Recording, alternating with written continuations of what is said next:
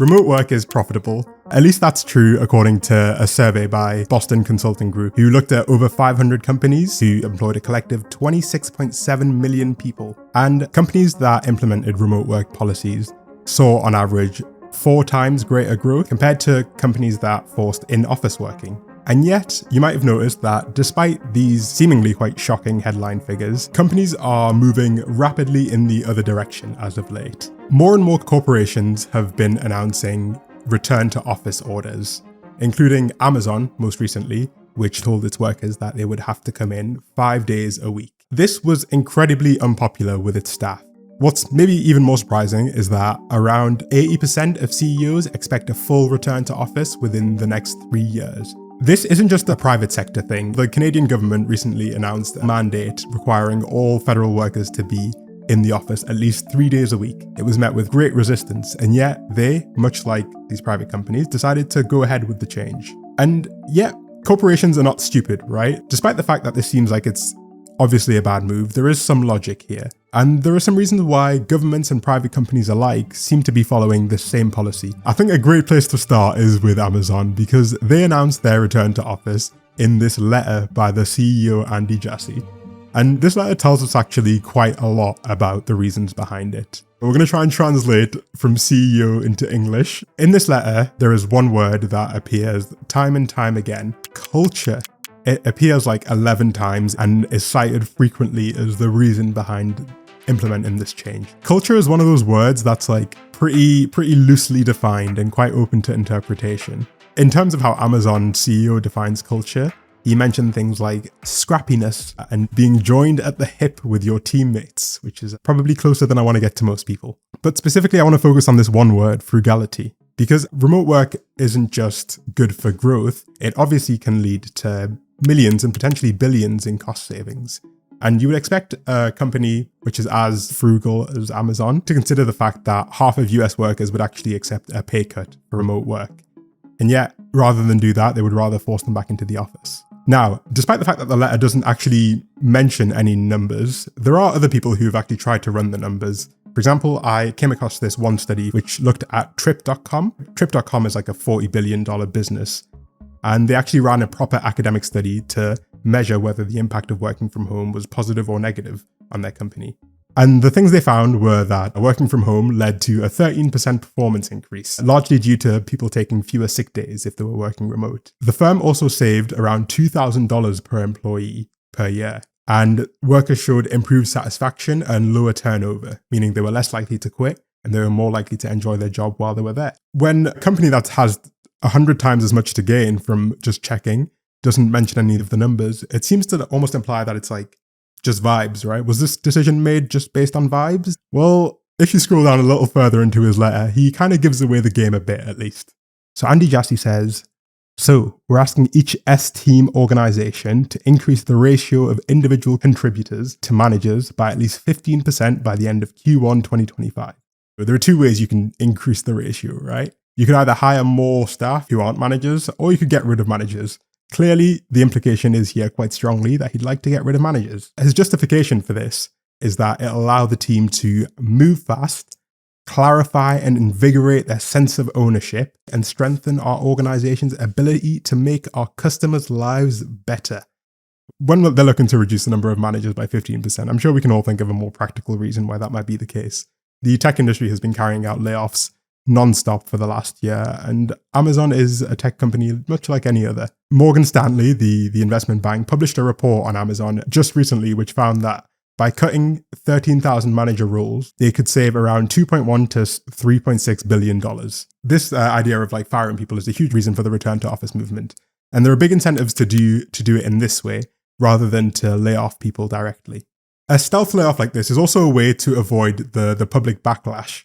Amazon does not have the best public reputation as a company, and by forcing people to quit in this way, they avoid the huge reputational fallout that comes from having to fire 10,000 people. But it's not without any consequences, because stealth layoffs have this habit of causing the people who quit to typically be your smartest, your best and brightest, those who actually have better options elsewhere. And the fact that they're willing to do this seems to at least go against the argument that they're trying to drive innovation and better ways of working, because better ways of working are created by your best staff members. who are the ones who are most likely to quit. Stealth layoffs have been a method that's used across the world. And I think the best example is Japan. You might not realize Japan has incredibly strong labor laws in some ways. They make it really hard to fire an employee. Even if the employee's underperforming, you have to make a real effort to show that you've tried to help them before you can fire them. It's a whole thing.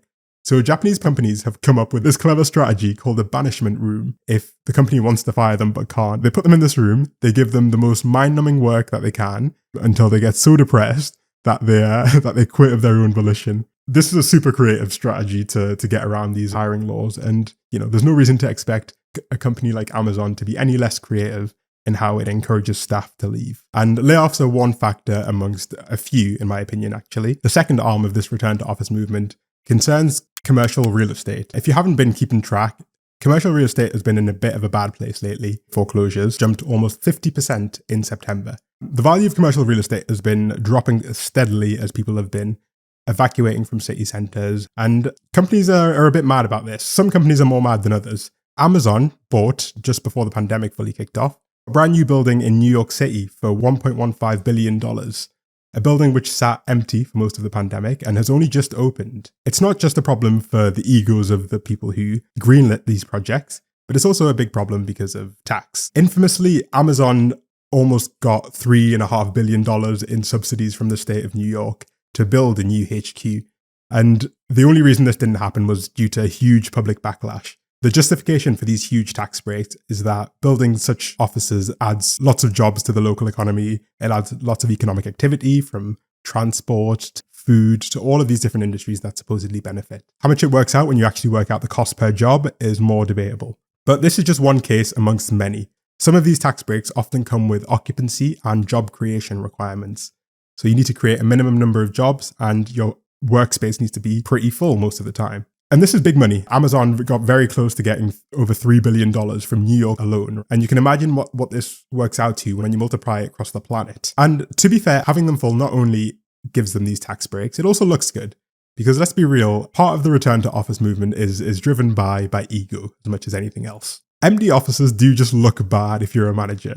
It's a very visible and tangible thing to point to in case of other failures that arise, especially if you're an executive. You got to account for the fact that aside from all of the numbers of it, executives are also people, and they're subject to the whims that people have. And I think this can actually, in a lot of cases, be more important than the actual facts of the matter. There's another return to office case that really strengthens this idea that perception is in large part more important than reality when it comes to return to office. And that is the case of the Canadian federal government. They are beholden to a very different set of constraints, a very different set of pressures that has somehow led them to the same conclusion as Amazon. The Canadian government, much like Amazon, released very few numbers or very little data to support their decision to mandate this 3-day in-office type of situation. And they simply, much like Amazon, cited something that can be roughly translated to vibes. But that's not where it ends, because the public union that represents these federal workers submitted freedom of information requests and were able to find out more about the decision-making process behind this. They obtained thousands of pages of documents from the federal government, which explained some of the research that they'd done, what data they had and what data they didn't have.